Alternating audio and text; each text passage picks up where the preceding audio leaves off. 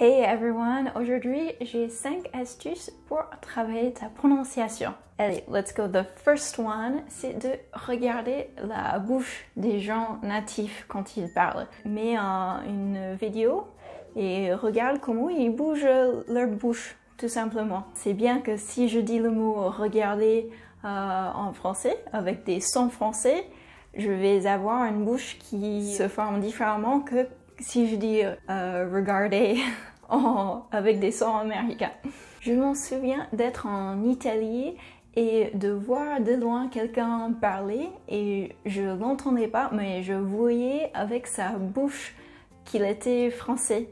J'ai pu le confirmer plus tard, mais comme quoi vraiment je voyais dans sa manière de bouger sa bouche qu'il faisait des sons français. Comme quoi la bouche bouge vraiment différemment dans des langues différentes. Deuxième astuce, c'est de penser à la prononciation comme un sport. Alors comme vous avez un peu compris déjà, quand on fait des sons qu'on n'est pas habitué à faire, il faut entraîner les muscles de la bouche pour commencer à être à l'aise. Il faut travailler ces muscles à faire des différents sons. Et pour ceci faire, je vous suggère de vous mettre un défi de répéter autant de mots en anglais que possible. Tu mets une vidéo et tu fais pause et tu répètes. Tu répètes soit un mot, soit une phrase. Et tu vas répéter et tu vas entraîner tes muscles comme ça à faire ces sons-là. Si tu te mets le défi par exemple de répéter au moins un mot ou une phrase selon ton niveau de confort par jour, je te promets, tu vas t'améliorer beaucoup. Troisième astuce, c'est de mettre ensemble, de grouper des mots qui ont des sons pareils.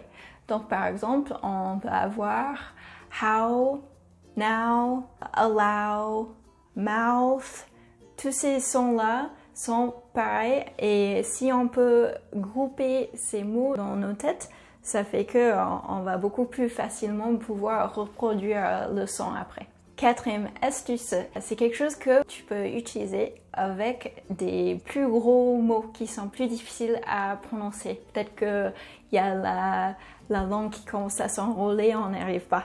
On va prendre un mot qui est un peu plus gros comme congratulations, félicitations. Ce qu'on peut faire, on imagine ou on voit écrit le mot congratulations. On commence avec le dernier son comme uns, donc congratulations. Donc on fait d'abord le son uns et puis on revient en arrière un peu et puis on fait ce son-là. On rajoute petit à petit. Donc là, ça pourrait être shons et puis on rajoute encore lations et puis julations, gratulations.